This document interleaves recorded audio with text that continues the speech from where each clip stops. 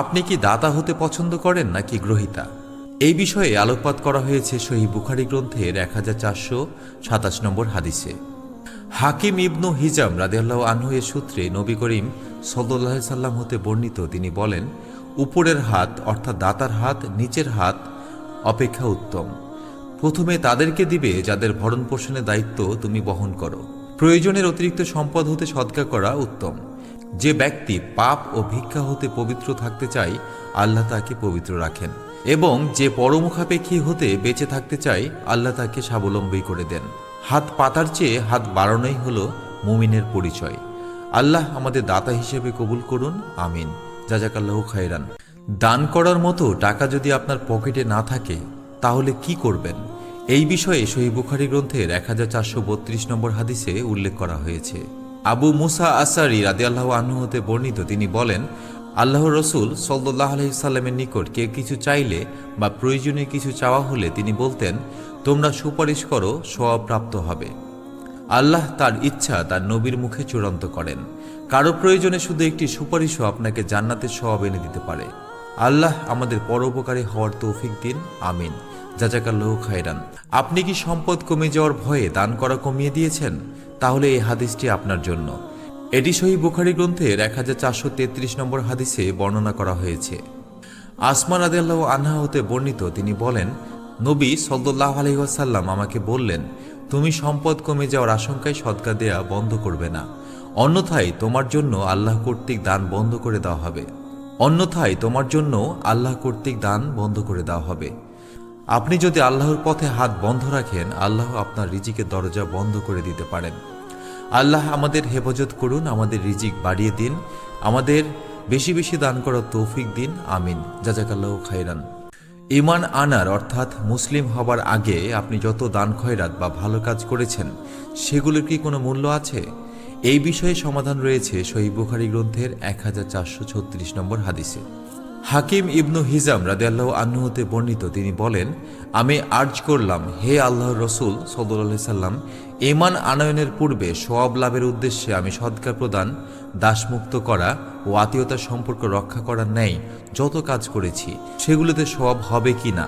তখন নবী সাল্লাল্লাহু আলাইহি সাল্লাম বললেন, তুমি যে সব ভালো কাজ করেছো তা নিয়েই ইসলাম গ্রহণ করেছো, তুমি সেসব কাজে সওয়াব পাবে।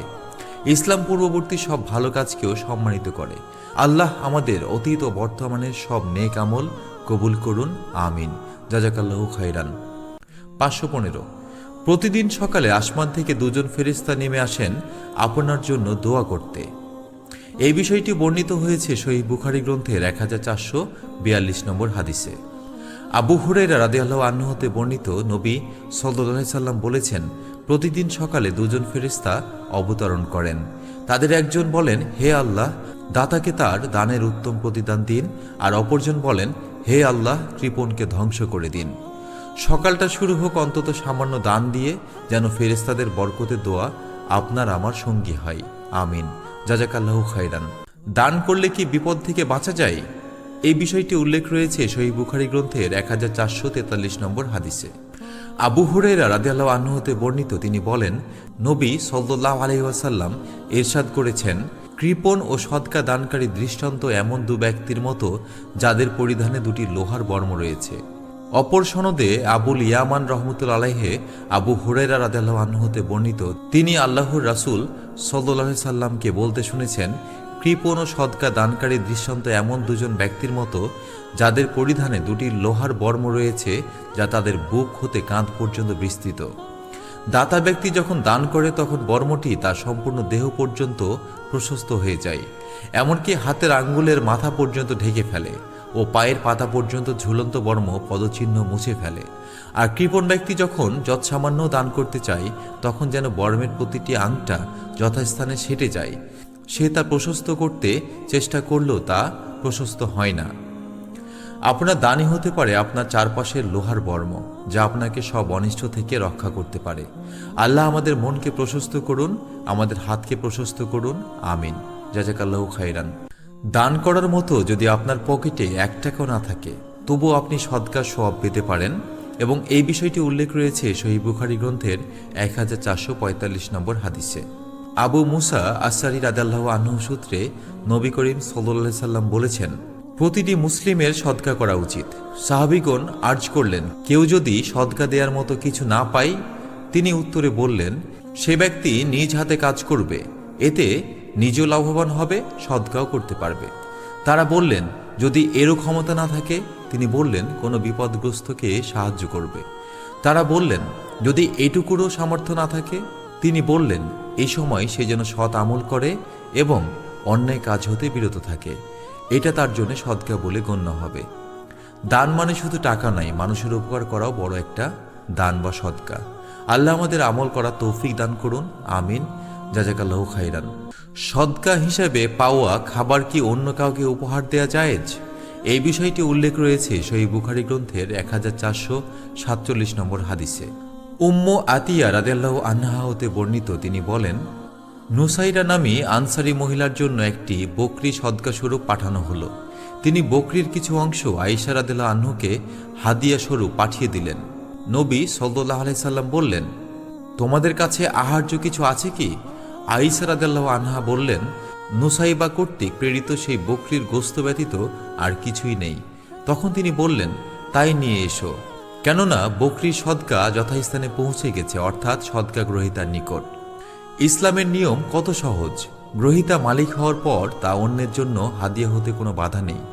আল্লাহ আমাদের সঠিক জ্ঞান দিন, আমিন। জাযাকাল্লাহু খাইরান। পার্টনারশিপ ব্যবসায় জাকাত দেওয়ার পর কি এক অংশীদার অন্যকে টাকা ফেরত দেবে? এই বিষয়টি বর্ণিত হয়েছে সহিহ বুখারী গ্রন্থের 1451 নম্বর হাদিসে।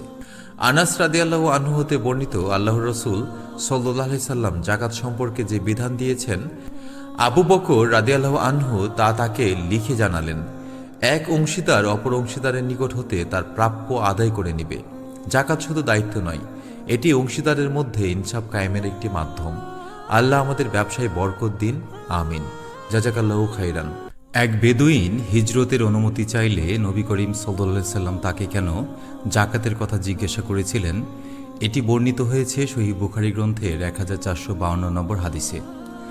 আবু সাঈদ খুদরি রাদিয়াল্লাহু আনহু হতে বর্ণিত, অনেক বেদুইন আল্লাহর রাসূল সাল্লাল্লাহু আলাইহি সাল্লামের নিকট হিজরত সম্পর্কে জিজ্ঞাসা করলে তিনি বলেন, তোমার তো বড় সাহস, হিজরতের ব্যাপার কঠিন, বরং জাকাত দেওয়ার মতো তোমার কোনো উট আছে কি? সে বলল, জি হ্যাঁ আছে। আল্লাহর রাসূল সাল্লাল্লাহু আলাইহি সাল্লাম বললেন, সাগরের ওপারে হলেও যেখানেই তুমি থাকো আমল করবে, তোমার ন্যূনতম আমলও আল্লাহ বিনষ্ট করবেন না। বড় কোনো ত্যাগের আগে ছোট ছোট ফরজ কাজগুলো ঠিকঠাক করাই হলো সফলতার চাবিকাঠি। আল্লাহ আমাদের তৌফিক দিন, আমিন। জাযাকাল্লাহু খাইরান। বয়স্ক বা ত্রুটিযুক্ত পশু দিয়ে কি জাকাত আদায় হবে?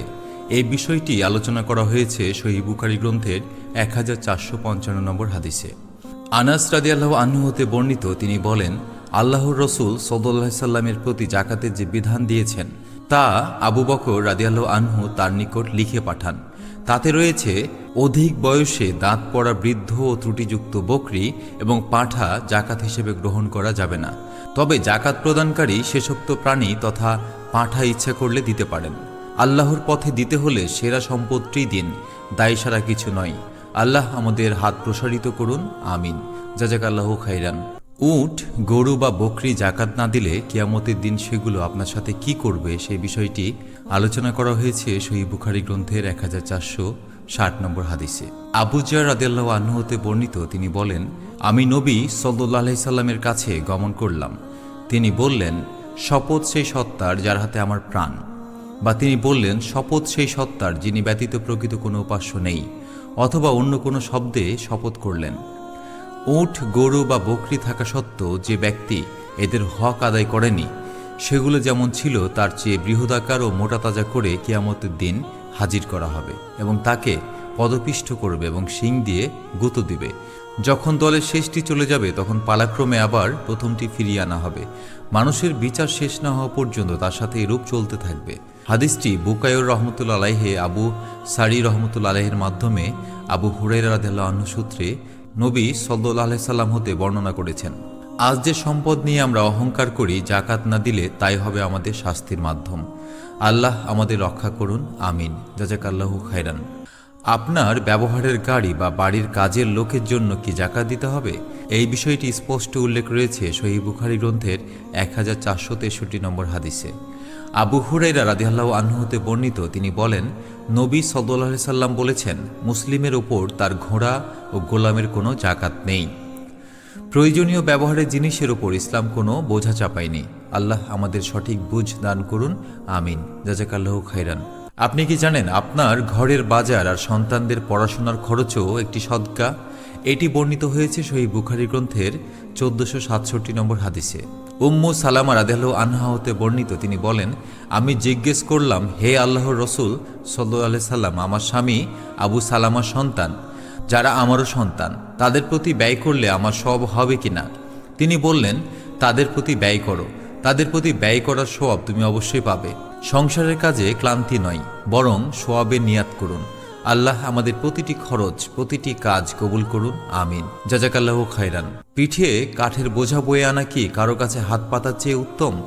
এ বিষয়টি বর্ণনা করা হয়েছে সহিহ বুখারী গ্রন্থের 1470 নম্বর হাদিসে। আবু হুরায়রা রাদিয়াল্লাহু আনহু হতে বর্ণিত, আল্লাহর রাসূল সাল্লাল্লাহু আলাইহি সাল্লাম বলেছেন, যার হাতে আমার জীবন সেই সত্তার কসম, তোমাদের মধ্যে কারো রশি নিয়ে কাঠ সংগ্রহ করে পিঠে করে বয়ে আনা কোনো লোকের কাছে এসে চাওয়া অপেক্ষা অনেক ভালো, চাই সে দিক বা না দিক। পরিশ্রমের ঘাম আল্লাহর কাছে অনেক দামি, কিন্তু ভিক্ষার হাত নয়। আল্লাহ আমাদের স্বাবলম্বী হওয়ার তৌফিক দিন, আত্মমর্যাদা বাড়িয়ে দিন, আমিন। জাযাকাল্লাহু খাইরান। নিজের প্রয়োজন থাকা সত্ত্বেও ওমর রাদিয়াল্লাহু আনহু কেন নবীজি সাল্লাল্লাহু আলাইহি সাল্লামের দেয়া দান ফিরিয়ে দিতে চেয়েছিলেন? আর নবীজি সাল্লাল্লাহু আলাইহি সাল্লামের উত্তরটি আমাদের সবার জন্য কেন এক বিশেষ শিক্ষা, সেটি আলোচিত হয়েছে সহিহ বুখারী গ্রন্থের 1473 নম্বর হাদিসে। আব্দুল্লাহ ইবনু উমর রাদিয়াল্লাহু আনহু হতে বর্ণিত, তিনি বলেন, আমি উমর রাদিয়াল্লাহু আনহুকে বলতে শুনেছি যে আল্লাহর রসূল সাল্লাল্লাহু আলাইহি সাল্লাম আমাকে কিছু দান করতেন। তখন আমি বলতাম, যে আমার চেয়ে বেশি অভাবগ্রস্ত তাকে দিন। তখন আল্লাহর রসূল সাল্লাল্লাহু আলাইহি সাল্লাম বলতেন, তা গ্রহণ করো। যখন তোমার কাছে এসব মালের কিছু আসে অথচ তার প্রতি তোমার অন্তরে লোভ নেই এবং তার জন্য তুমি প্রার্থীও নও, তখন তা তুমি গ্রহণ করবে। এরূপ না হলে তুমি তার প্রতি অন্তর ধাবিত করবে না। লোভহীন মনে আসা নিয়ামত আল্লাহর পক্ষ থেকে উপহার। আল্লাহ আমাদের অল্পে তুষ্ট থাকার তৌফিক দিন, আমিন। জাযাকাল্লাহু খাইরান। এমন এক ব্যক্তির কথা কল্পনা করুন কিয়ামতের দিন যার মুখমণ্ডলে এক টুকরো মাংসও থাকবে না। এই ভয়ঙ্কর বিষয়টি উল্লেখ রয়েছে সহিহ বুখারী গ্রন্থের 1474 নম্বর হাদিসে। আব্দুল্লাহ ইবনু উমর রাদিয়াল্লাহু আনহু হতে বর্ণিত, তিনি বলেন, আল্লাহর রসূল সাল্লাল্লাহু আলাইহি সাল্লাম বলেছেন, যে ব্যক্তি সবসময় মানুষের কাছে চেয়ে থাকে সে কিয়ামতের দিন এমনভাবে উপস্থিত হবে যে তার চেহারায় কোনো গোস্ত থাকবে না। মানুষের কাছে হাত পাতা আপনার দুনিয়ার সম্মান তো নষ্ট করেই, পরকালও আপনাকে অপদস্থ করবে। আল্লাহ আমাদের স্বাবলম্বী বানান এবং আমাদের আত্মমর্যাদা বৃদ্ধি করুন, আমিন। জাযাকাল্লাহু খাইরান। কল্পনা করুন কিয়ামতের দিন সূর্য এত কাছে আসবে যে আপনার নিজের ঘামেই আপনি ডুবে যাবেন। সহিহ বুখারী গ্রন্থের 1475 নম্বর হাদিসে বর্ণিত হয়েছে সেই কঠিন বিপদের বিষয়। আব্দুল্লাহ ইবনু উমর রাদিয়াল্লাহু আনহু হতে বর্ণিত, তিনি বলেন, কিয়ামতের দিন সূর্য তাদের অতি কাছে আসবে, এমনকি ঘাম কানের অর্ধেক পর্যন্ত পৌঁছাবে।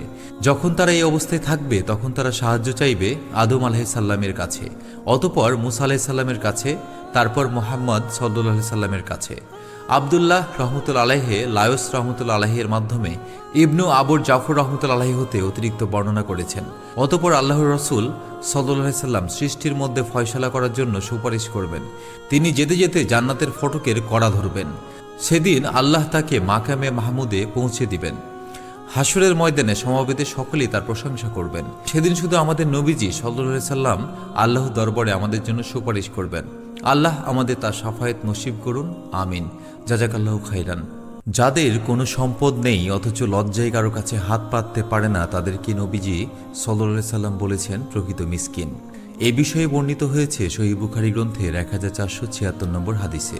আবু হুরায়রা রাদিয়াল্লাহু আনহু হতে বর্ণিত, নবী সাল্লাল্লাহু আলাইহি সাল্লাম বলেছেন, সে ব্যক্তি প্রকৃত মিসকিন নয় যাকে এক দু লোকমা ফিরিয়ে দেয় যথেষ্ট হয়, এবং সেই প্রকৃত মিসকিন যার কোনো সম্পদ নেই অথচ সে চাইতে লজ্জাবোধ করে অথবা লোকদেরকে আঁকড়ে ধরে যাচঞ্জা করে না। দান করার সময় তাদের অগ্রাধিকার দিন, যারা মানুষের কাছে চেয়ে নিজের সম্মান বিলিয়ে দেয় না, জাযাকাল্লাহু খাইরান। আপনি কি এমন কোনো কাজ করছেন যা আল্লাহ চরম অপছন্দ করেন? এ বিষয়টি উল্লেখ রয়েছে সহিহ বুখারী গ্রন্থের 1477 নম্বর হাদিসে। সাবি রহমতুল্লাহ আলাইহি হতে বর্ণিত মুগিরা ইবনু সুবাহ রহমতুল্লাহ আলাইহির কাতিব একান্ত সচিব বলেছেন, মুয়াবিয়া রাদিয়াল্লাহু আনহু মুগিরা ইবনু সুবাহ রাদিয়াল্লাহু আনহুর কাছে লিখে পাঠালেন যে, নবী সাল্লাল্লাহু আলাইহি সাল্লামের কাছ হতে আপনি যা শুনেছেন তার কিছু আমাকে লিখে জানান। তিনি তার কাছে লিখলেন, আমি আল্লাহর রসুল সাল্লাল্লাহু আলাইহি সাল্লামকে বলতে শুনেছি, আল্লাহ তোমাদের 3টি কাজ অপছন্দ করেন। 1. অনর্থক কথাবার্তা বলা, 2. সম্পদ নষ্ট করা এবং 3. অত্যাধিক সওয়াল করা। আসুন এই 3টি বদ অভ্যাস ত্যাগ করে আল্লাহর প্রিয় বান্দা হওয়ার চেষ্টা করি। আমিন। জাযাকাল্লাহু খাইরান। নিজের জমিতে ফসল ফলালে কি যাকাত দিতে হয়? এই বিষয়টি আলোকপাত করা হয়েছে সহিহ বুখারী গ্রন্থের 1483 নম্বর হাদিস থেকে। আব্দুল্লাহ ইবনু উমর রাদিয়াল্লাহু আনহু হতে বর্ণিত, নবী সাল্লাল্লাহু আলাইহি সাল্লাম বলেছেন, বৃষ্টি ও প্রবাহিত পানি দ্বারা স্নিগ্ধ জমিতে উৎপাদিত ফসল বা সেচ ব্যতীত উর্বরতার ফলে উৎপন্ন ফসলের উপর 10 উশর ওয়াজিব হয়, আর সেচ দ্বারা উৎপাদিত ফসলের উপর অর্ধ অর্থাৎ 20 ভাগের 1 ভাগ উশর প্রযোজ্য হয়।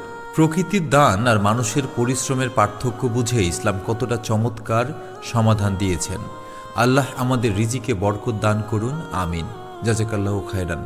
নিজের আদরের নাতি হাসান রাদিয়াল্লাহু আনহু একটি খেজুর মুখে দিতেই কেন নবীজি সাল্লাল্লাহু আলাইহি সাল্লাম তা আঙ্গুল দিয়ে বের করে দিলেন। এটি বর্ণিত হয়েছে সহিহ বুখারী গ্রন্থের 1485 নম্বর হাদিসে।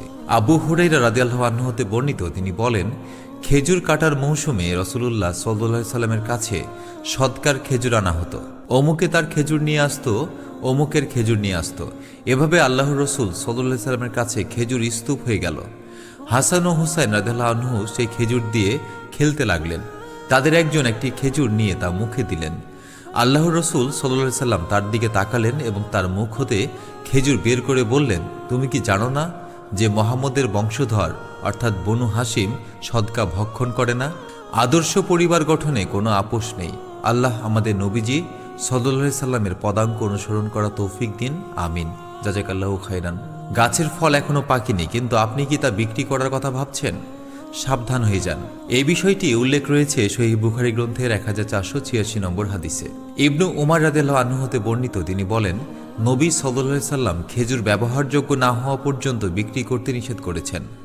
যখন তাকে ব্যবহারযোগ্যতা সম্বন্ধে জিজ্ঞাসা করা হলো, তখন তিনি বললেন, ফল নষ্ট হওয়া হতে নিরাপদ হওয়া। ব্যবসা মানে কেবল মুনাফা নাই, বরং সততা ও স্বচ্ছতা। আল্লাহ আমাদের হালাল উপার্জনে বরকত দান করুন। আমিন। জাযাকাল্লাহু খাইরান। নিজের দান করা ঘোড়া কি উমর রাদিয়াল্লাহু আনহু টাকা দিয়ে কিনতে চেয়েছিলেন? কেন নবীজি সাল্লাল্লাহু আলাইহি সাল্লাম তাকে কঠোরভাবে নিষেধ করলেন? এটি বর্ণিত হয়েছে সহিহ বুখারী গ্রন্থের 1489 নম্বর হাদিসে। আব্দুল্লাহ ইবনু উমর রাদিয়াল্লাহু আনহু হতে বর্ণিত, তিনি বলেন, উমর ইবনু খাত্তাব রাদিয়াল্লাহু আনহু আল্লাহর রাস্তায় তার ঘোড়া সদকা করেছিলেন। পরে তা বিক্রয় করা হচ্ছে জেনে তিনি নিজেই তা ক্রয় করার ইচ্ছায় নবী সাল্লাল্লাহু আলাইহি সাল্লামের কাছে এসে তার মত প্রকাশ করলেন। তিনি বললেন, তোমার সদকা ফিরিয়ে নিবে না। সেই নির্দেশের কারণে ইবনু উমর রাদিয়াল্লাহু আনহু এর অভ্যাস ছিল নিজের দেয়া সদকার বস্তু কিনে ফেললে সেটি সদকা না করে ছাড়তেন না। একবার আল্লাহর রাস্তায় যা দিয়েছেন তা থেকে অন্তর তুলে নিন, কারণ যা আল্লাহর জন্য তা আর আপনার জন্য নয়। আল্লাহ আমাদের দানগুলোকে কবুল করুন। আমিন। জাযাকাল্লাহু খাইরান।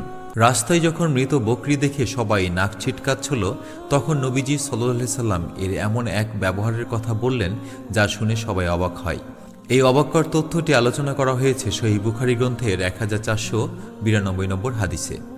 ইবনু আব্বাস রাদিয়াল্লাহু আনহু হতে বর্ণিত, তিনি বলেন, মাইমুনা রাদিয়াল্লাহু আনহা কর্তৃক আদায়কৃত জনৈক দাসীকে সদকা স্বরূপ প্রদত্ত একটি বকরিকে মৃত অবস্থায় দেখতে পেয়ে নবী সাল্লাল্লাহু আলাইহি সাল্লাম বললেন, তোমরা এর চামড়া দিয়ে উপকৃত হও না কেন? তারা বললেন, এটা তো মৃত। তিনি বললেন, এটা কেবল খাওয়া হারাম করা হয়েছে। ইসলাম মানেই হলো সবকিছু সঠিক ব্যবহার। আল্লাহ আমাদের অপচয় থেকে বাঁচার তৌফিক দিন। আমিন। জাযাকাল্লাহু খাইরান।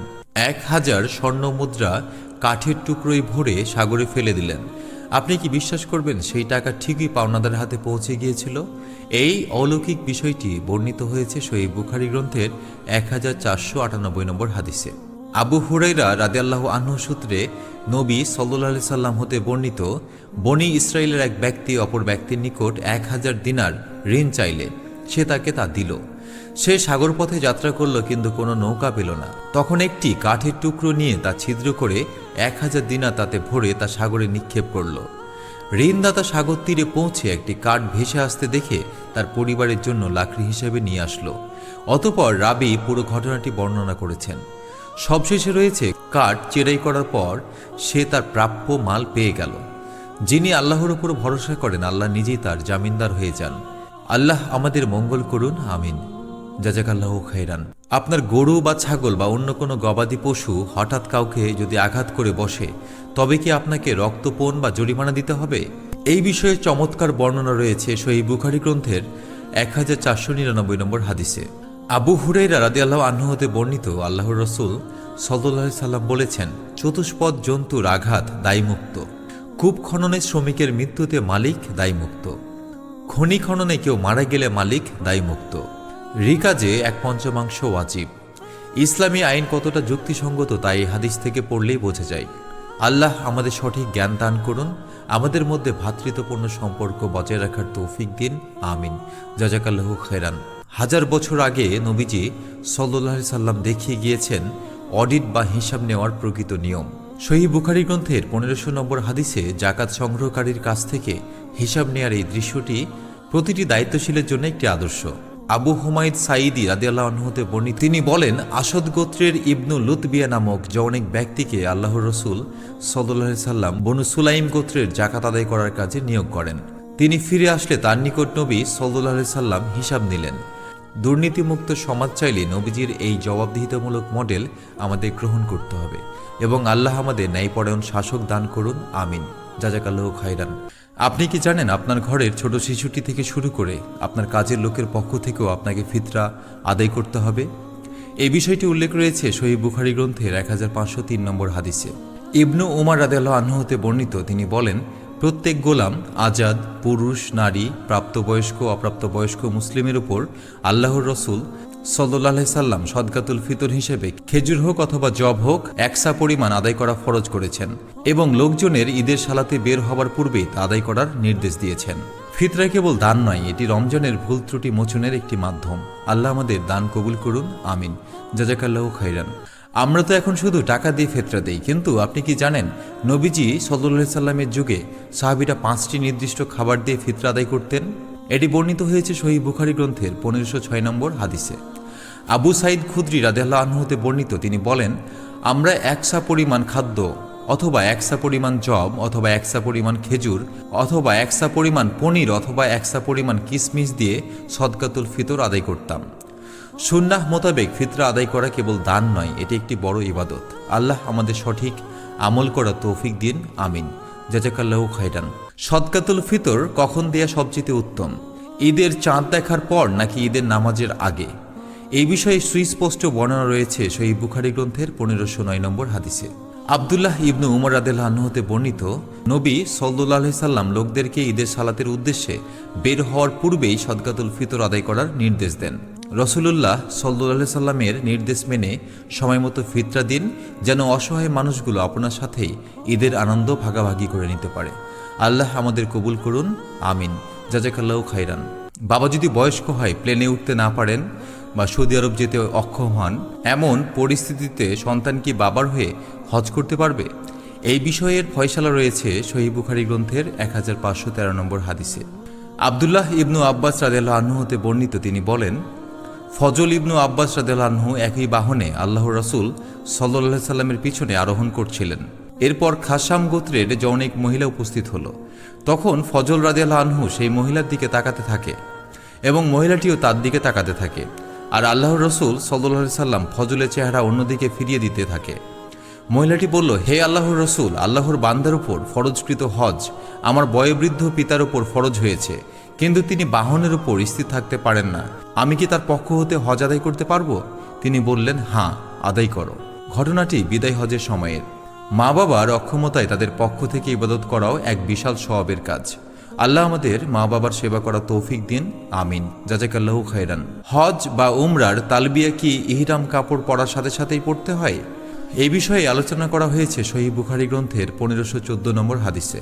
ইবনু উমার রাদিয়াল্লাহু আনহু হতে বর্ণিত, তিনি বলেন, আমি দেখেছি আল্লাহর রসুল সাল্লাল্লাহু আলাইহি সাল্লাম জুল হুলাইফা নামক স্থানে তার বাহনের উপর আরোহণ করেন। বাহনটি সোজা হয়ে দাঁড়াতে তিনি তালবিয়া উচ্চারণ করতে থাকেন। সুন্নাহ মেনে ইবাদত করলে প্রতিটি পদক্ষেপে সওয়াব পাওয়া যায়। আল্লাহ আমাদের বারবার বাইতুল্লাহ যাওয়ার নসিব করুন, আমিন। জাযাকাল্লাহু খাইরান। মাঠের লড়াই ছাড়াও কি অন্য কোনো জিহাদ আছে? ওমর রাদিয়াল্লাহু আনহু কেন বলেছিলেন হজের সফরের উটগুলোকে শক্ত করে বাঁধো, কারণ হজও এক প্রকার জিহাদ। এই বিষয়ে বর্ণনা করা হয়েছে সহিহ বুখারী গ্রন্থের 1516 নম্বর হাদিসে। আয়েশা রাদিয়াল্লাহু আনহা হতে বর্ণিত, নবী সাল্লাল্লাহু আলাইহি সাল্লাম আয়েশা রাদিয়াল্লাহু আনহা এর সাথে তার ভাই আব্দুর রহমান রাদিয়াল্লাহু আনহুকে প্রেরণ করেন। তিনি আয়েশা রাদিয়াল্লাহু আনহাকে তানঈম নামক স্থান হতে ছোট একটি হাউদায় বসিয়ে উমরা করতে নিয়ে যান। ওমর রাদিয়াল্লাহু আনহু বলেন, তোমরা হজে গমনের উদ্দেশ্যে উটের পিঠে হাউদা মজবুত করে বাঁধো বা সফর করো, কেননা হজও এক প্রকার জিহাদ। প্রতিটি ক্লান্তি আর প্রতিটি ঘাম আল্লাহর রাস্তায় জিহাদের পণ্য হিসেবে বিবেচিত। আল্লাহ আমাদের কবুল করুন, আমিন। জাযাকাল্লাহু খায়রান। অনেকে মনে করেন হজের যত বেশি কষ্ট হবে তত বেশি সওয়াব, কিন্তু আপনি কি জানেন দাতা সাহাবী আনাস রাদিয়াল্লাহু আনহু এবং স্বয়ং নবীজি সাল্লাল্লাহু আলাইহি সাল্লাম হাউদায় আরোহণ করে হজ করেছেন? সহিহ বুখারী গ্রন্থের 1517 নম্বর হাদিসে এই বিষয়ে উল্লেখ করা হয়েছে।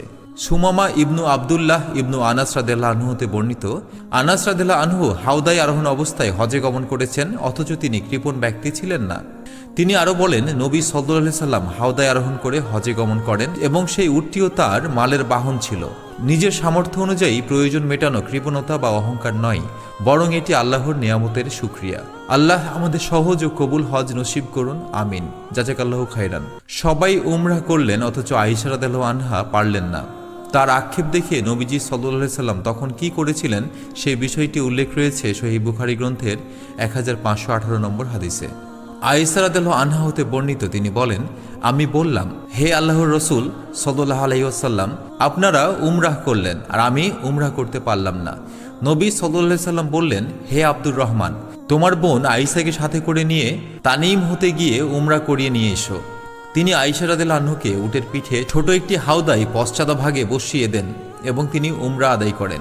স্ত্রীর মনের কষ্ট বুঝে তাকে খুশি করার সুযোগ করে দেওয়া ছিল নবীজি সাল্লাল্লাহু আলাইহি সাল্লামের এক অনন্য গুণ। আল্লাহ আমাদের আদর্শ পরিবার গঠন করা তৌফিক দিন, আমিন। জাযাকাল্লাহু খায়রান। আপনি যদি নবীজি সাল্লাল্লাহু আলাইহি সাল্লামকে জিজ্ঞাসা করতেন সবচেয়ে ভালো কাজ কোনটি, তবে তিনি কি উত্তর দিতেন? এই বিষয়ে দিক নির্দেশনা আলোচিত হয়েছে সহিহ বুখারী গ্রন্থের 1519 নম্বর হাদিসে। আবু হুরায়রা রাদিয়াল্লাহু আনহু হতে বর্ণিত, নবী সাল্লাল্লাহু আলাইহি সাল্লামকে জিজ্ঞেস করা হলো সর্বোত্তম আমল কোনটি? তিনি বললেন, আল্লাহ ও তার রাসূলের প্রতি ঈমান আনা। জিজ্ঞেস করা হলো অতঃপর কোনটি? তিনি বললেন, আল্লাহর পথে জিহাদ করা। জিজ্ঞাসা করা হলো অতঃপর কোনটি? তিনি বললেন, হজই মাবরুর, অর্থাৎ মকবুল হজ। ঈমান ও জিহাদের পরে যার অবস্থান তা হলো হজে মাবরুর। আল্লাহ আমাদের সেই নসিব দান করুন, আমিন। জাযাকাল্লাহু খায়রান। মায়ের পেট থেকে জন্ম নেওয়া একটি শিশু যেমন পবিত্র থাকে, একজন হাজী হিসেবেও কি তেমন পবিত্র হতে পারেন? এই বিষয়ে আলোচনা করা হয়েছে সহিহ বুখারী গ্রন্থের 1521 নম্বর হাদিসে।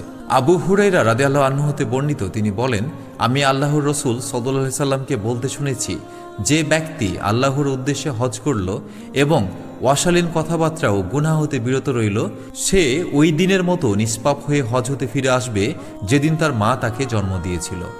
হজ হলো আধ্যাত্মিক পুনর্জন্ম। আল্লাহ আমাদের কবুল হজের মাধ্যমে গুনাহসমূহ হতে মুক্ত থাকার তৌফিক দিন, আমিন। জাযাকাল্লাহু খায়রান। মক্কায় প্রবেশের পর নবীজি সাল্লাল্লাহু আলাইহি সাল্লাম 5টি ভিন্ন দেশের মানুষের জন্য 5টি আলাদা বর্ডার বা মিকাত ঠিক করে দিয়েছিলেন। এই বিষয়ে আলোচনা করা হয়েছে সহিহ বুখারী গ্রন্থের 1523 নম্বর হাদিসে।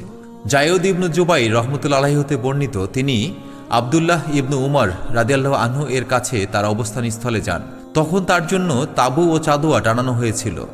জায়দ রাদিয়াল্লাহু আনহু বলেন, আমি তাকে জিজ্ঞেস করলাম কোন স্থান হতে উমরাহর ইহরাম বাঁধা জায়েজ হবে। তিনি বলেন, আল্লাহর রসুল সাল্লাল্লাহু আলাইহি সাল্লাম নাজদবাসীর জন্য কারণ, মদিনাবাসীর জন্য জুল হুলাইফা ও সিরিয়াবাসীর জন্য জুহফা অর্থাৎ ইহরামের মিকাত নির্ধারণ করে দিয়েছেন। সুন্নাহর জ্ঞান থাকলে সফর সহজ হয়। আল্লাহ আমাদের মাবরুর হজ ও উমরা নসিব করুন, আমিন। জাযাকাল্লাহু খায়রান। আমরা জানি ইহরাম অবস্থায় সুগন্ধি মাখা নিষেধ, কিন্তু আপনি কি জানেন নবীজি সাল্লাল্লাহু আলাইহি সাল্লাম ইহরাম বাঁধার ঠিক আগ মুহূর্তে এমনভাবে সুগন্ধি মাখতেন যে তার চুলের সিথিতে তা চকচক করত। এটি বর্ণিত হয়েছে সহিহ বুখারী গ্রন্থের 1539 নম্বর হাদিসে। নবী সহধর্মিণী আয়েশা রাদিয়াল্লাহু আনহা হতে বর্ণিত, তিনি বলেন, ইহরাম বাঁধার সময় আমি আল্লাহর রাসূল সাল্লাল্লাহু আলাইহি সাল্লামের গায়ে সুগন্ধি মেখে দিতাম এবং বাইতুল্লাহ তাওয়াফের পূর্বে ইহরাম খুলে ফেলার সময়ও। নিয়ত করার পর সুগন্ধি নিষেধ, কিন্তু আগে মাখা সুন্নাহ। আল্লাহ আমাদের প্রতিটি আমল নিখুঁত করার তৌফিক দিন, আমিন। জাযাকাল্লাহু খাইরান। হজ বা উমরা করতে যাওয়ার আগে আপনি কি জানেন কোন 5টি পোশাক পরা আপনার জন্য কঠোরভাবে নিষিদ্ধ? এটির বর্ণনা পাওয়া যায় সহিহ বুখারী গ্রন্থের 1542 নম্বর হাদিসে। আব্দুল্লাহ ইবনু উমর রাদিয়াল্লাহু আনহু হতে বর্ণিত, এক ব্যক্তি বললেন, হে আল্লাহর রাসূল, মুহরিম ব্যক্তি কি প্রকারের কাপড় পরবে? আল্লাহর রাসূল সাল্লাল্লাহু আলাইহি সাল্লাম বললেন, সে জামা, পাগড়ি, পায়জামা, টুপি ও মোজা পরিধান করবে না। তবে কারো জুতা না থাকলে সে টাকনুর নিচ পর্যন্ত মোজা কেটে জুতার নাই পরবে। তোমরা জাফরান বা ওয়ার্স, যা এক প্রকার খুশবু, রঞ্চিত কোনো কাপড় পরবে না। আবু আবদুল্লাহ রহমতুল্লাহ আলাইহি বলেন, মুহরিম ব্যক্তি মাথা ধুতে পারবে, চুল আঁচড়াবে না, শরীর চুলকাবে না, মাথা ও শরীর হতে উকুন জমিনে ফেলে দিবে। সেলাই করা কাপড় ছেড়ে আল্লাহর সামনে দাঁড়ানোই হলো বিনয়ের চূড়ান্ত বহিঃপ্রকাশ। আল্লাহ আমাদের হজ করার তৌফিক দিন, আমিন। জাযাকাল্লাহু খাইরান। হজে আমরা সারাক্ষণ লাব্বাইক আল্লাহুম্মা লাব্বাইক পড়ি, কিন্তু আপনি কি জানেন নবীজি সাল্লাল্লাহু আলাইহি সাল্লাম হজের কোন বিশেষ মুহূর্তে এসে এই তালবিয়া পড়া বন্ধ করেছিলেন? এটি জানতে আমরা পড়ব সহিহ বুখারী গ্রন্থের 1543 নম্বর হাদিসটি। ইবনু আব্বাস রাদিয়াল্লাহু আনহু হতে বর্ণিত, আরাফা হতে মুজদালিফা পর্যন্ত একই বাহনে নবী সাল্লাল্লাহু আলাইহি সাল্লামের পিছনে উসামা ইবনু জায়দ রাদিয়াল্লাহু আনহু উপবিষ্ট ছিলেন। এরপর মুজদালিফা হতে মিনা পর্যন্ত ফজল অর্থাৎ ইবনু আব্বাস রাদিয়াল্লাহু আনহুকে তার পিছনে আরোহণ করান। ইবনু আব্বাস রাদিয়াল্লাহু আনহু বলেন, তার উভয়ই বলেছেন নবী সাল্লাল্লাহু আলাইহি সাল্লাম জামরা আকাবাই কঙ্কর নিক্ষেপ করা পর্যন্ত তালবিয়া পাঠ করেছিলেন। জামরায়ে আকাবাই প্রথম কঙ্কর নিক্ষেপ করাই হলো তালবিয়া শেষ করার সংকেত। আল্লাহ আমাদের হজগুলো কবুল করুন, আমিন। জাযাকাল্লাহু খাইরান। অনেকে মনে করেন নারীদের ইহরাম মানে কেবল সাদা বা কালো বোরকা, কিন্তু আপনি কি জানেন আম্মাজান আয়েশা রাদিয়াল্লাহু আনহা ইহরাম অবস্থায় উজ্জ্বল রঙের কাপড় পরেছিলেন? এই বিষয়টি উল্লেখ রয়েছে সহিহ বুখারী গ্রন্থের 1544 নম্বর হাদিসে। আয়েশা রাদিয়াল্লাহু আনহা হতে বর্ণিত, আয়েশা রাদিয়াল্লাহু আনহা ইহরাম অবস্থায় কুসুমির সঙ্গে রঞ্জিত কাপড় পরেন এবং তিনি বলেন, নারীগণ ঠোঁট ও মুখমণ্ডল আবৃত করবে না, ওয়ার্স ও জাফরান রঙের রঞ্জিত কাপড়ও পরবে না। জাবির রাদিয়াল্লাহু আনহু বলেন, আমি উসফুরি বা কুসুমি রঙকে সুগন্ধি মনে করি না। আয়েশা রাদিয়াল্লাহু আনহা ইহরাম অবস্থায় নারীদের জন্য অলংকার পরা এবং কালো ও গোলাপি রঙের কাপড় ও মোজা পরা দোষণীয় মনে করেননি। ইব্রাহিম নাখই রহমতুল্লাহ আলাইহি বলেন, ইহরাম অবস্থায় পরনের কাপড় পরিবর্তন করার কোনো দোষ নেই। পোশাকের রঙের চেয়ে পর্দার বিধান মানাই হলো আসল হজ।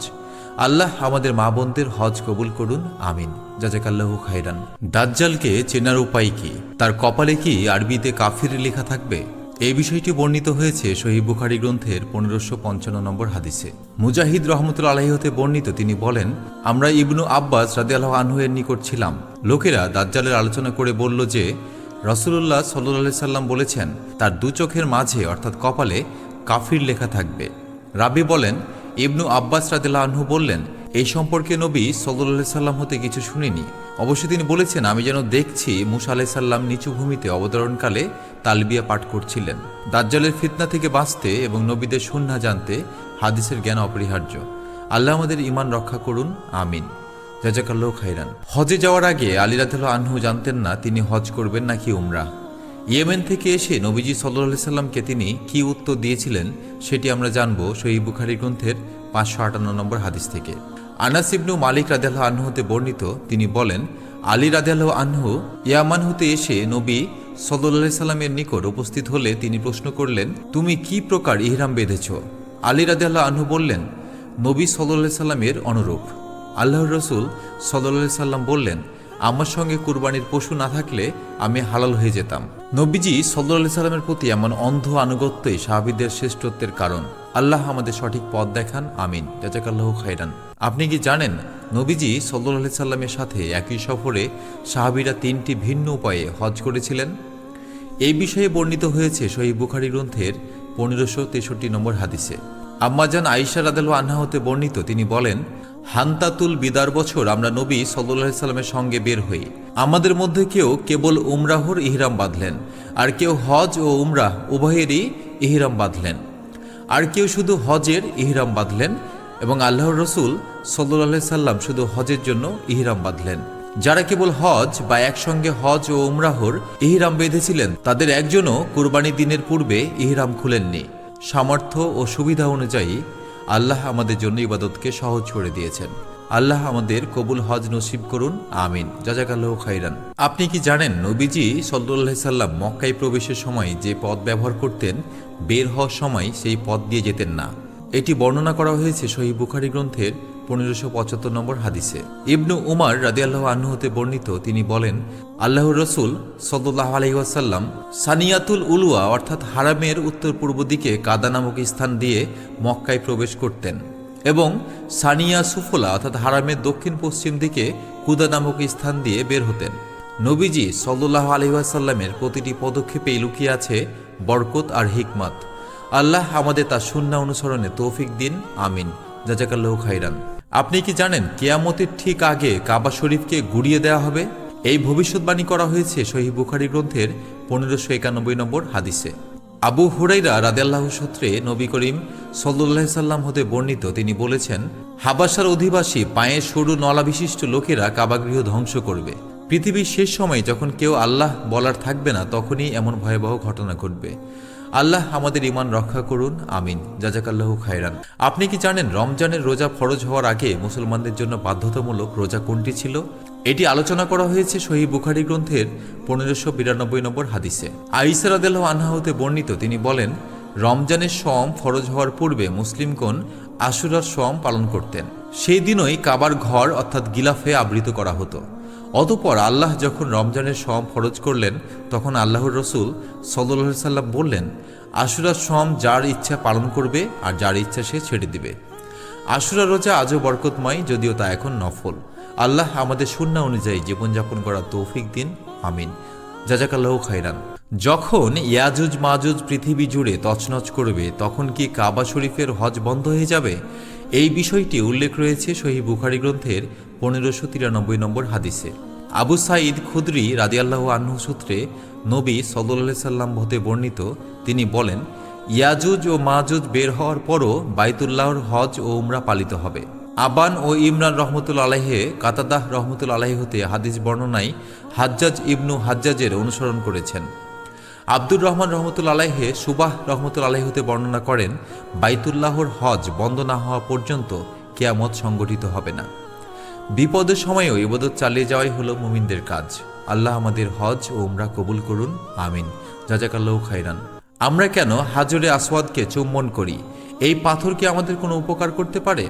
এই বিষয়ে বর্ণিত হয়েছে সহিহ বুখারী গ্রন্থের 1597 নম্বর হাদিসে। ওমর রাদিয়াল্লাহু আনহু হতে বর্ণিত, তিনি হাজরে আসওয়াদের কাছে এসে তা চুম্বন করে বললেন, আমি অবশ্যই জানি যে তুমি একখানা পাথর মাত্র, তুমি কারো কল্যাণ বা অকল্যাণ করতে পারো না। নবী সাল্লাল্লাহু আলাইহি সাল্লামকে তোমায় চুম্বন করতে না দেখলে কখনো আমি তোমাকে চুম্বন করতাম না। আমরা পাথরকে নয়, পাথরের স্রষ্টাকে সেজদা করি। সুন্নাহর অনুসরণই হলো আল্লাহর ইবাদত। আল্লাহ আমাদেরকে তাওহীদের উপর অবিচল রাখুন, আমিন। জাযাকাল্লাহু খাইরান। আপনি কি জানেন নবীজি সাল্লাল্লাহু আলাইহি সাল্লাম যখন কাবা ঘরের ভিতরে প্রবেশ করেছিলেন, তখন দরজা বন্ধ করে তিনি কি করেছিলেন? এই বিষয়টি উল্লেখ রয়েছে সহিহ বুখারী গ্রন্থের 1598 নম্বর হাদিসে। আব্দুল্লাহ ইবনু উমার রাদিয়াল্লাহু আনহু হতে বর্ণিত, তিনি বলেন, নবী সাল্লাল্লাহু আলাইহি সাল্লাম এবং উসামাহ ইবনু জায়দ, বিলাল ও উসমান ইবনু তালহা রাদিয়াল্লাহু আনহু বাইতুল্লাহর ভিতরে প্রবেশ করে দরজা বন্ধ করে দিলেন। যখন খুলে দিলেন তখন প্রথম আমিই প্রবেশ করলাম এবং বিলালের সাক্ষাৎ পেয়ে তাকে জিজ্ঞেস করলাম, আল্লাহর রসুল সাল্লাল্লাহু আলাইহি সাল্লাম কি কাবার ভিতরে সালাত আদায় করেছেন? তিনি বললেন, হ্যাঁ, ইয়ামেনের দিকের দুটি স্তম্ভের মাঝখানে। কাবার ভেতর বাহির সবখানেই মহান আল্লাহর মহিমা। আল্লাহ আমাদের সেই পবিত্র স্থানে কপাল ঠেকানো তৌফিক দিন, আমিন। জাযাকাল্লাহু খাইরান। মক্কা বিজয়ের পর সারা বিশ্ব যখন দেখছিল, তখন নবীজি সাল্লাল্লাহু আলাইহি সাল্লাম হঠাৎ কাবাঘরে প্রবেশ করতে অস্বীকৃতি জানালেন। কেন তিনি থমকে দাঁড়িয়েছিলেন সেটি জানব সহিহ বুখারী গ্রন্থের 1601 নম্বর হাদিস থেকে। ইবনু আব্বাস রাদিয়াল্লাহু আনহু হতে বর্ণিত, তিনি বলেন, নবী সাল্লাল্লাহু আলাইহি সাল্লাম যখন মক্কায় এলেন তখন কাবাঘরে প্রবেশ করতে অস্বীকৃতি জানান, কেননা কাবাঘরের ভিতরে মূর্তি ছিল। তিনি নির্দেশ দিলেন এবং মূর্তিগুলো বের করে ফেলা হলো। এক পর্যায়ে ইব্রাহিম ও ইসমাইল আলাইহিস সালামের প্রতিকৃতি বের করে আনা হয়। তাদের উভয়ের হাতে জুয়া খেলার তীর ছিল। তখন নবী সাল্লাল্লাহু আলাইহি সাল্লাম বললেন, আল্লাহ মুশরিকদের ধ্বংস করুন। আল্লাহর কসম, অবশ্যই তারা জানে যে ইব্রাহিম ও ইসমাইল আলাইহিস সালাম তীর দিয়ে অংশ নির্ধারণের ভাগ্য পরীক্ষা কখনোই করেননি। এরপর নবী সাল্লাল্লাহু আলাইহি সাল্লাম কাবা ঘরে প্রবেশ করলেন এবং ঘরের চারিদিকে তাকবীর বললেন, কিন্তু ঘরের ভিতরে সালাত আদায় করেননি। আল্লাহর ঘর কেবল আল্লাহর ইবাদতের জন্য। শিরক মুক্ত জীবনই হলো জান্নাতের পথ।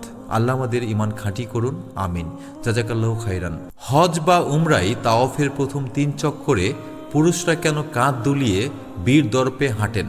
এর পিছনে লুকিয়ে আছে মক্কার কাফিরদের এক চরম উপহাস এবং মহানবী সাল্লাল্লাহু আলাইহি সাল্লামের এক বুদ্ধিমত্তাপূর্ণ জবাব। এটি বর্ণিত হয়েছে সহিহ বুখারী গ্রন্থের 1602 নম্বর হাদিসে। ইবনু আব্বাস রাদিয়াল্লাহু আনহু হতে বর্ণিত, তিনি বলেন, আল্লাহর রসুল সাল্লাল্লাহু আলাইহি সাল্লাম সাহাবীগণকে নিয়ে মক্কা আগমন করলে মুশরিকরা মন্তব্য করল, এমন একদল লোক আসছে যাদেরকে ইয়াসরিবের মদিনার জ্বর দুর্বল করে দিয়েছে। এ কথা শুনে নবী সাল্লাল্লাহু আলাইহি সাল্লাম সাহাবীগণকে তাওয়াফের প্রথম 3 চক্করে রামল করতে, অর্থাৎ উভয় কাঁধ হেলে দুলে জোর কদমে চলতে এবং উভয় রুকুনের মধ্যবর্তী স্থানটুকু স্বাভাবিক গতিতে চলতে নির্দেশ দিলেন। সাহাবীদের প্রতি দয়াবশত সবকটি চক্করে রামল করতে আদেশ করেননি। মুমিন কখনো দুর্বল নয়। শারীরিক ও মানসিকভাবে শক্তিশালী হওয়াই হলো একজন মুমিনের বৈশিষ্ট্য। আল্লাহ আমাদের কবুল করুন, আমিন। জাযাকাল্লাহু খাইরান। আপনি কি জানেন কাবা শরীফের দেয়ালের বাইরে থাকা আবৃতকার অংশ বা হাতিম আসলে কাবা ঘরেরই ভেতরকার অংশ?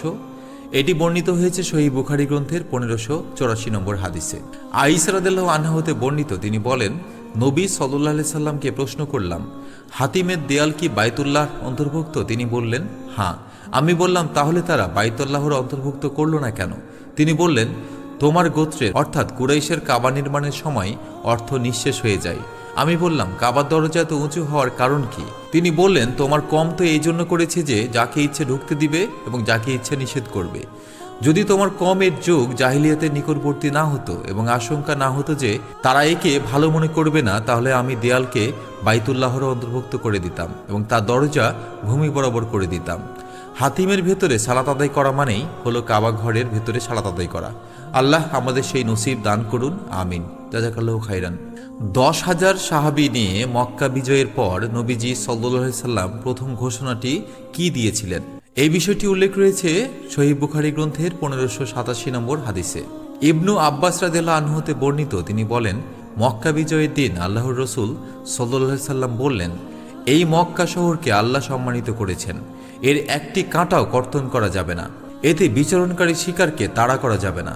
এখানে প্রচারের উদ্দেশ্য ব্যতীত পড়ে থাকা কোনো বস্তু কেউ তুলে নিবে না।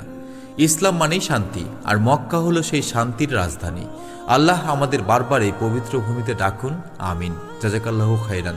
আপনি কি জানেন বিদায় হজের সময় নবীজি সাল্লাল্লাহু আলাইহি সাল্লাম ভিড় এড়িয়ে উটের পিঠে বসে তাওয়াফ করেছিলেন? এটির প্রমাণ পাওয়া যায় সহিহ বুখারী গ্রন্থের 1607 নম্বর হাদিসে। ইবনু আব্বাস রাদিয়াল্লাহু আনহু হতে বর্ণিত, তিনি বলেন, বিদায় হজের সময় নবী সাল্লাল্লাহু আলাইহি সাল্লামের উটের পিঠে আরোহণ করে তাওয়াফ করার সময় ছড়ির মাধ্যমে হাজরে আসওয়াদ চুম্বন করেন। আল্লাহ যেটিকে সহজ করেছেন সেটিকে কঠিন করা যাবে না। আল্লাহ আমাদের সহজ ও কবুল হজ নসিব করুন, আমিন। জাযাকাল্লাহু খাইরান। নবীজি সাল্লাল্লাহু আলাইহি ওয়াসাল্লাম তাওয়াফের সময় কাবা শরীফের 4টি কোণের মধ্যে কেবল কোন 2টি কোণ স্পর্শ করতেন? এ বিষয়ে উল্লেখ রয়েছে সহিহ বুখারী গ্রন্থের 1609 নম্বর হাদিসে। আব্দুল্লাহ ইবনু উমর রাদিয়াল্লাহু আনহু হতে বর্ণিত, তিনি বলেন, আমি নবী সাল্লাল্লাহু আলাইহি ওয়াসাল্লামকে কেবল ইয়ামানি 2 রুকুনকে ইস্তিলাম করতে দেখেছি। ইবাদতের ক্ষেত্রে নিজের পছন্দ নয়, বরং নবীজি সাল্লাল্লাহু আলাইহি সাল্লামের দেখানো ছোট ছোট সুন্নাহগুলো মেনে চলাই হলো সফলতার চাবিকাঠি। আল্লাহ আমাদের তৌফিক দিন, আমিন। জাযাকাল্লাহু খাইরান। হজ বা উমরায় প্রবেশের পর নবীজি সাল্লাল্লাহু আলাইহি সাল্লাম সর্বপ্রথম কি আমল করতেন? এই বিষয়টি উল্লেখ রয়েছে সহিহ বুখারী গ্রন্থের 1616 নম্বর হাদিসে।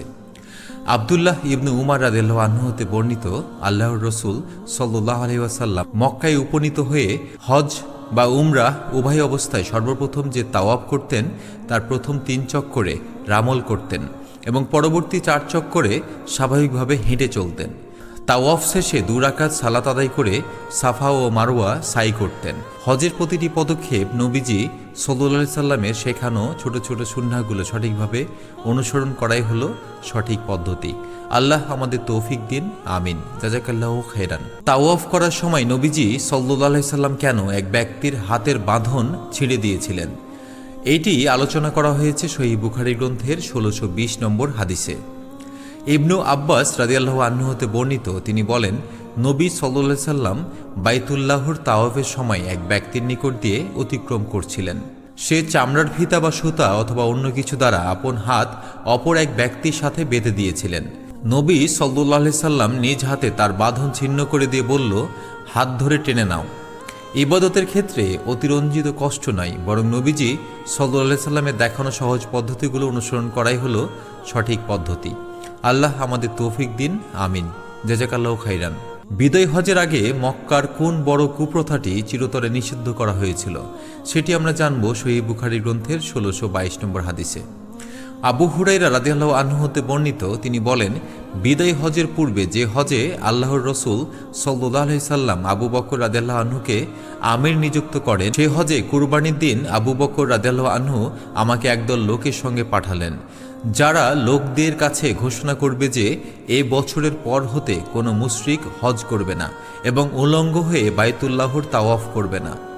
ইসলামের পবিত্রতা রক্ষা এবং জাহিলি যুগের কুপ্রথার বর্জন করে সহিহ সুন্নাহ আঁকড়ে ধরাই হলো আমাদের সঠিক কাজ। আল্লাহ আমাদের তৌফিক দিন, আমিন। জাযাকাল্লাহু খাইরান। হাজিদের পানি পান করানোর বিষয়ে প্রয়োজনে মিনার রাতগুলো কি মক্কায় কাটানো জায়েজ? নবীজি সাল্লাল্লাহু আলাইহি সাল্লাম কাকে এই অনুমতি দিয়েছিলেন, সেটি উল্লেখ রয়েছে সহিহ বুখারী গ্রন্থের 1634 নম্বর হাদিসে। ইবনু উমর রাদিয়াল্লাহু আনহু হতে বর্ণিত, তিনি বলেন, আব্বাস ইবনু আব্দুল মুতাল্লিব রাদিয়াল্লাহু আনহু আল্লাহর রসুল সাল্লাল্লাহু আলাইহি সাল্লামের নিকট হাজিদের পানি পান করানোর উদ্দেশ্যে মিনায় অবস্থানের রাতগুলো মক্কায় কাটানোর অনুমতি চাইলে তিনি তাকে অনুমতি দেন। ইবাদতের পাশাপাশি আর্তমানবতার সেবা এবং নবীজি সাল্লাল্লাহু আলাইহি সাল্লামের দেখানো ছোট ছোট শিথিলতাগুলো আমাদের জন্য খুবই গুরুত্বপূর্ণ। আবার হলো না।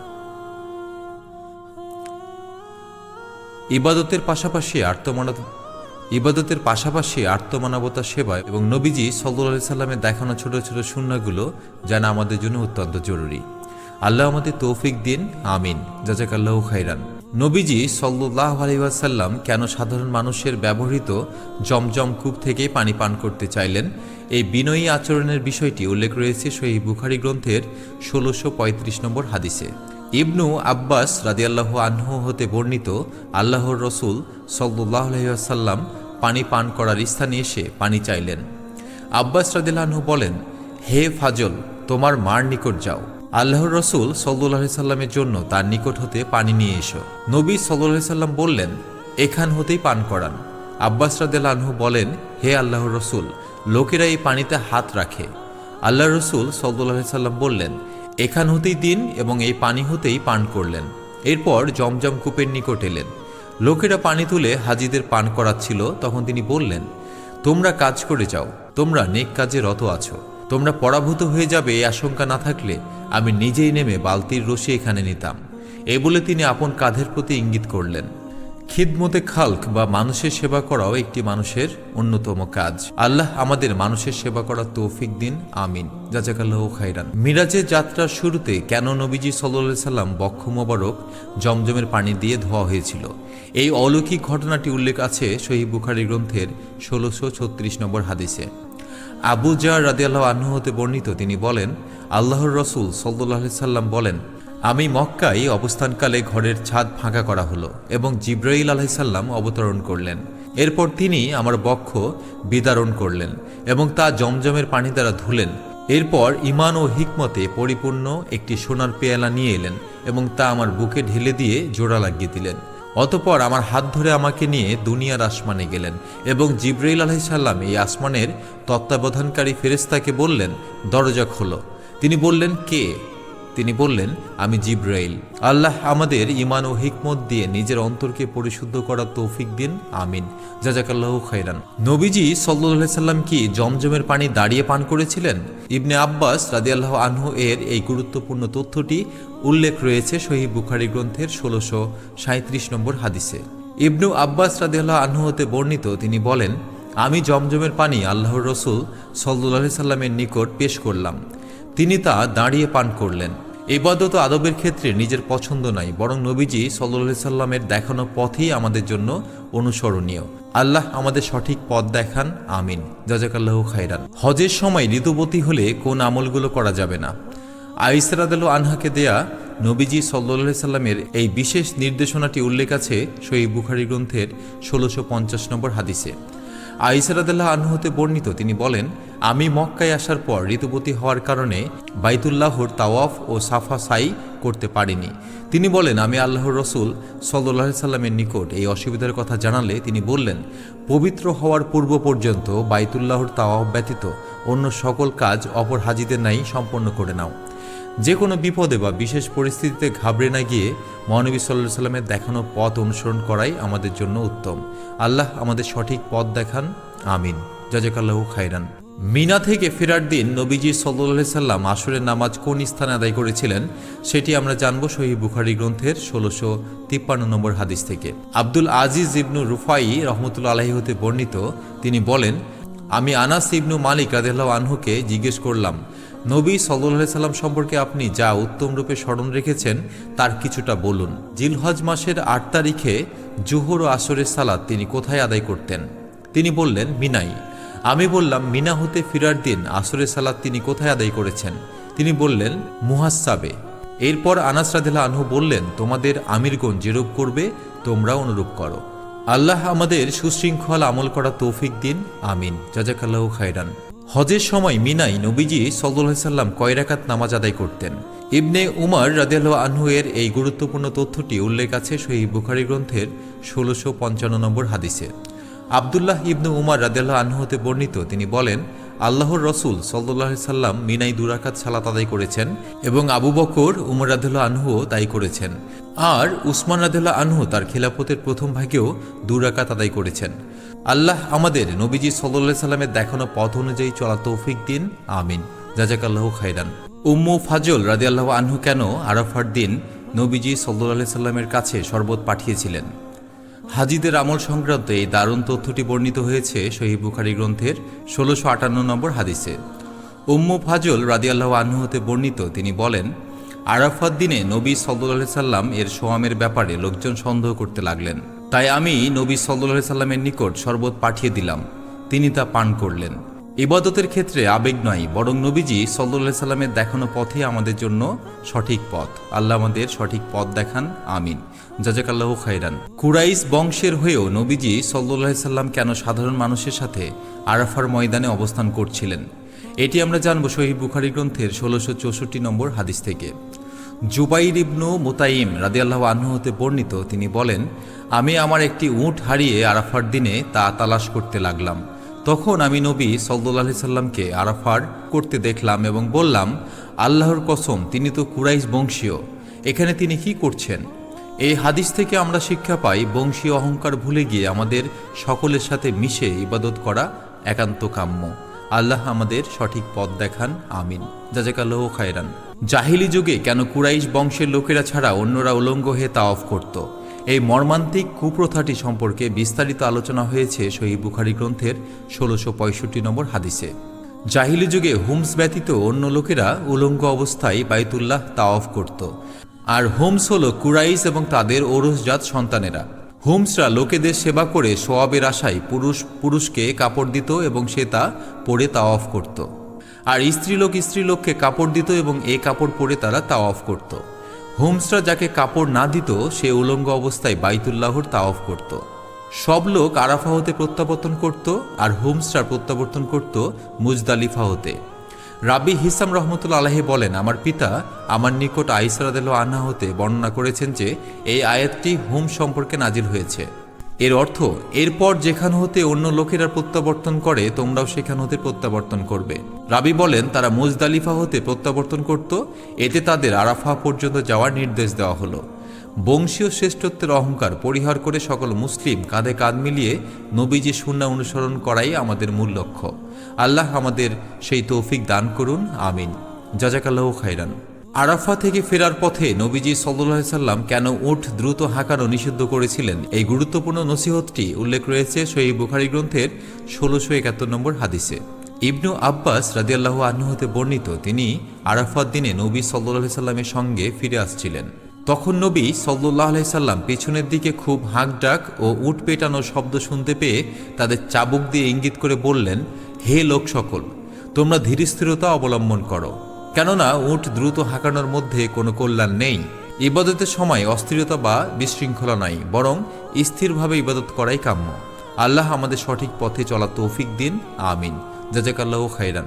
হজের সময় দুর্বল ও অসুস্থ ব্যক্তিদের জন্য মুজদালিফা ত্যাগের বিশেষ নিয়মটি কী ছিল? ইবনে উমার রাদিয়াল্লাহু আনহু এর এই বর্ণনাটি উল্লেখ রয়েছে সহিহ বুখারী গ্রন্থের ১৬৭৬ নম্বর হাদিসে। সালিম রহমতুল্লাহ আলাইহি হতে বর্ণিত, তিনি বলেন, আব্দুল্লাহ ইবনু উমর রাদিয়াল্লাহু আনহু তার পরিবারের দুর্বল লোকদের আগেই পাঠিয়ে দিয়ে রাতে মুজদালিফাতে মাসারে হারামের নিকট উকুফ করতেন এবং সাধ্যমতো আল্লাহর জিকির করতেন। অতঃপর ইমাম মুজদালিফায় উকুফ করার ও রওনা হওয়ার আগেই তারা মিনায় ফিরে যেতেন। তাঁদের মধ্যে কেউ মিনাতে আগমন করতেন ফজরের সালাতের সময়, আর কেউ এর পরে আসতেন। মিনাতে এসে তারা কঙ্কর মারতেন। ইবনে উমর রাদিয়াল্লাহু আনহু বলতেন, তাদের জন্য রাসূলুল্লাহ সাল্লাল্লাহু আলাইহি সাল্লাম কড়াকড়ি শিথিল করে সহজ করে দিয়েছিলেন। ইসলামে কঠোরতা না, যেখানে যতটুকু সহজতা, আমাদের সেই সহজতা গ্রহণ করা উচিত। আল্লাহ আমাদের সঠিক পথ দেখান, আমিন। জাযাকাল্লাহু খাইরান। চাঁদ ডোবা পর্যন্ত অপেক্ষা করে কেন আসমা রাদিয়াল্লাহু আনহু মুজদালিফা ত্যাগ করেছিলেন? মহিলাদের জন্য হজের এই বিশেষ শিথিলতাটি উল্লেখ রয়েছে সহিহ বুখারী গ্রন্থের ১৬৭৯ নম্বর হাদিসে। আসমা রাদিয়াল্লাহু আনহা হতে বর্ণিত, তিনি মুজদালিফার রাতে মুজদালিফার কাছাকাছি স্থানে পৌঁছে সালাতে দাঁড়ালেন এবং কিছুক্ষণ সালাত আদায় করলেন। অতঃপর বললেন, হে বৎস, চাঁদ কি অস্তমিত হয়েছে? আমি বললাম, না। তিনি আরও কিছুক্ষণ সালাত আদায় করলেন। অতঃপর বললেন, হে বৎস, চাঁদ কি ডুবেছে? আমি বললাম, হ্যাঁ। তিনি বললেন, চলো। আমরা রওনা হলাম এবং চললাম। পরিশেষে তিনি জামরাই কঙ্কর মারলেন এবং ফিরে এসে নিজের অবস্থানের জায়গায় ফজরের সালাত আদায় করলেন। অতঃপর আমি তাকে বললাম, হে মহিলা, আমার মনে হয় আমরা বেশি অন্ধকার থাকতেই আদায় করে ফেলেছি। তিনি বললেন, বৎস, আল্লাহর রাসূল সাল্লাল্লাহু আলাইহি সাল্লাম মহিলাদের জন্য এর অনুমতি দিয়েছেন। ইবাদতের ক্ষেত্রে কঠোরতা নয়। আল্লাহ আমাদের সেই পথ দেখান যে পথে মানুষ সফলকামী হয়েছে, আমিন। জাযাকাল্লাহু খাইরান। কোরবানির জন্য নির্দিষ্ট উটের ওপর কি আরোহণ করা জায়েজ? নবীজি সাল্লাল্লাহু আলাইহি সাল্লাম কেন সেই ব্যক্তিকে বারবার উটে চড়তে বলেছিলেন, এই গুরুত্বপূর্ণ বিষয়টি উল্লেখ রয়েছে সহিহ বুখারী গ্রন্থের ১৬৯০ নম্বর হাদিসে। আনাস রাদিয়াল্লাহু আনহু হতে বর্ণিত, নবী সাল্লাল্লাহু আলাইহি সাল্লাম এক ব্যক্তিকে কুরবানির উট হাঁকিয়ে নিতে দেখে বললেন, এর উপর সাওয়ার হয়ে যাও। সে বলল, এ তো কুরবানির উট। তিনি বললেন, এর উপর সাওয়ার হয়ে যাও। লোকটি বলল, এ তো কুরবানির উট। তিনি বললেন, এর উপর সাওয়ার হয়ে যাও। এই কথাটি তিনি ৩ বার বলেছিলেন। ইসলাম আমাদের জন্য সহজ, তাই একে আমরা অহেতুক কঠোর না করি। আল্লাহ আমাদের সেই পথ দেখান যে পথে মানুষ সফলকাম হয়েছে, আমিন। জাযাকাল্লাহু খাইরান। কোরবানির পশুকে কিলাদা পরানো বা চিহ্নিত করা সুন্নাহ পদ্ধতি কি? এটি বর্ণিত হয়েছে সহিহ বুখারী গ্রন্থের ১৬৯৬ নম্বর হাদিসে।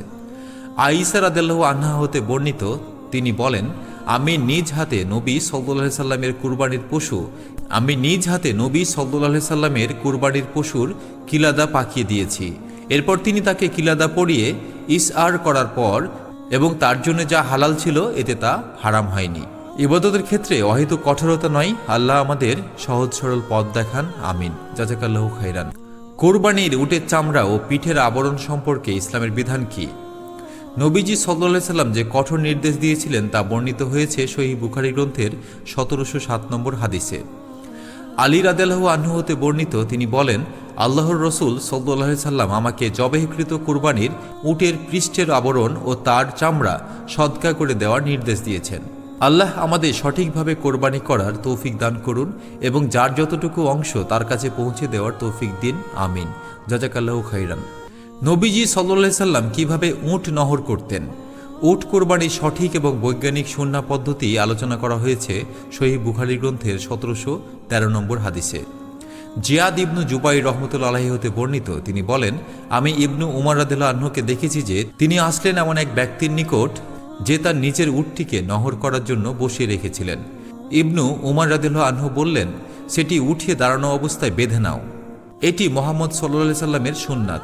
আল্লাহ আমাদের প্রতিটি আমল সঠিকভাবে করার তৌফিক দিন, আমিন। জাযাকাল্লাহু খাইরান। কোরবানির কসাইকে কি পারিশ্রমিক হিসেবে পশুর গোস্ত বা চামড়া দেয়া যাবে?